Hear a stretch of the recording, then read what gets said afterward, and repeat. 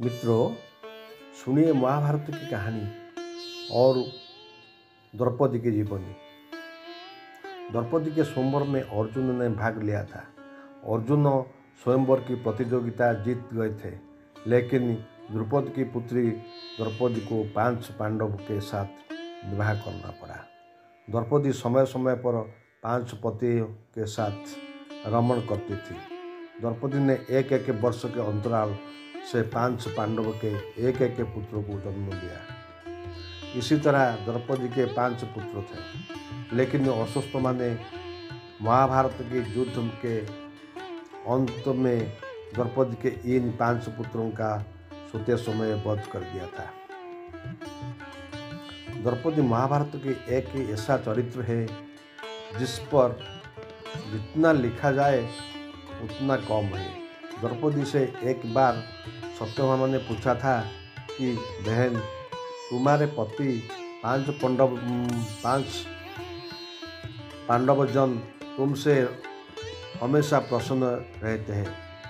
मैं देखती हूँ कि वो लोग सदा तुम्हारी बस में रहते हैं, तुमसे संतुष्ट रहते हैं। तुम मुझे भी ऐसा कुछ बताओ कि मेरे श्याम सुंदर भी मेरे बस में रहे।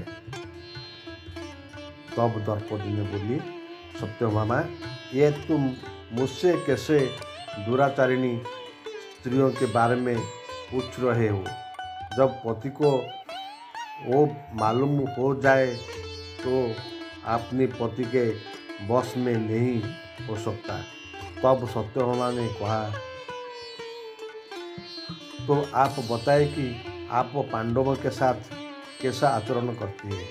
उचित प्रश्न जानकर तब द्रौपदी बोली, सास ने मुझे जो धर्म बताए हैं मैं सभी का पालन करता हूँ और सदा धर्म की शरण में रहता हूँ। जब जब मेरे पति घर में आती है मैं घर साफ रखती हूँ, समय पर भोजन कराती हूँ। देवता संतुष्ट सजा ध्वजा या रूपवान कैसा ही है पुरुष हो, मेरा मन पांडव के सिवाय कोई नहीं जाता।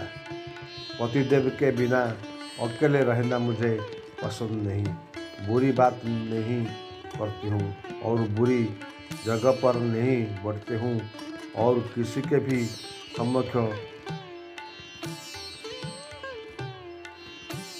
असभ्यता से खड़ी नहीं रहती हूँ। इस तरह द्रौपदी ने और भी कोई बात बताई। जब सवाल पर सवाल यह उठता है कि क्या द्रौपदी 5 पांडव से किसी एक को अधिक प्रेम करती थी या 5 पांडव में कोई एक उसने अधिक प्रेम करता था। बहुत शोध करने के बाद ये बात निकल कर सामने आती है कि भीम ही एकमात्र ऐसा पांडव थे जो द्रौपदी का अधिका ख्याल रखते थे और उन्हें द्रौपदी का अंत का साथ दिया था। पहली घटना, जुए में द्रौपदी को दाव पर लगाने पर सबसे ज़्यादा क्रोधित भीम हुए थे और उन्होंने युधिष्ठिर का विरोध भी किया था। बाद में जब द्रौपदी का चिरहरण हो रहा था तो सबसे ज़्यादा क्रोध भीम को ही आ रही थी, जबकि युधिष्ठिर सहित अन्य पांडव चुप थे। भीम अपने क्रोध पर काबू नहीं रख पाए और उसी समय उन्होंने प्रतिज्ञा ले ली कि दुशासन की छाती का लहू पीऊँगा और दुर्योधन की जंघा उखाड़ दूंगा। महाभारत के युद्ध में भीम ने अपनी इस प्रतिज्ञा के पूरा भी किया था। दूसरा घटना, राजा विराट की राजमहल में 5 पांडव भेष बदलकर 1 साल के अज्ञातवास में रहे थे। उसी दौरान राजा विराट के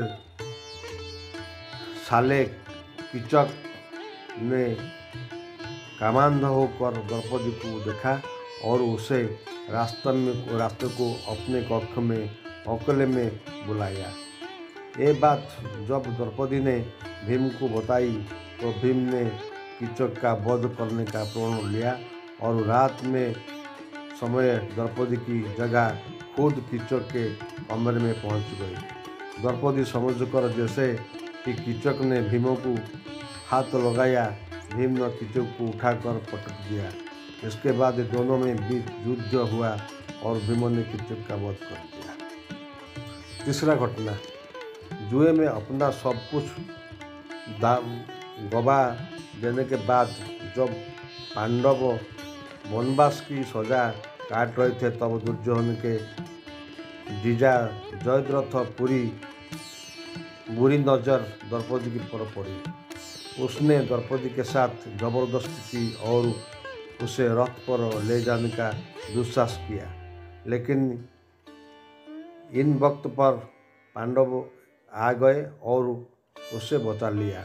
भीम ने जब जयद्रथ की खूब पिटाई की और द्रौपदी के आदेश पर जयद्रथ के सिर के बाल मुंडन कर उसके 5 चोटियाँ रखने की सजा दी और सभी जनता के सामने उसका घोर अपमान करवाया।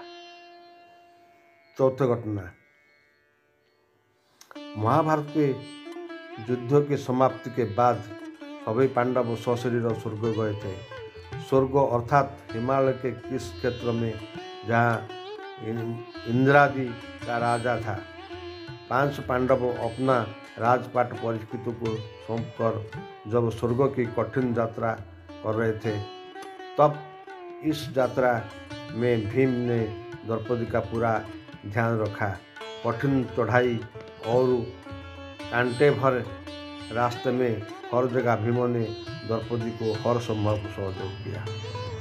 यात्रा के दौरान जब पांडव बद्रीनाथ पहुँचे और वहाँ से आगे बढ़े तो सरस्वती नदी के उद्गम तल पर नदी को पार करना द्रौपदी के लिए कष्टकर हो गया था।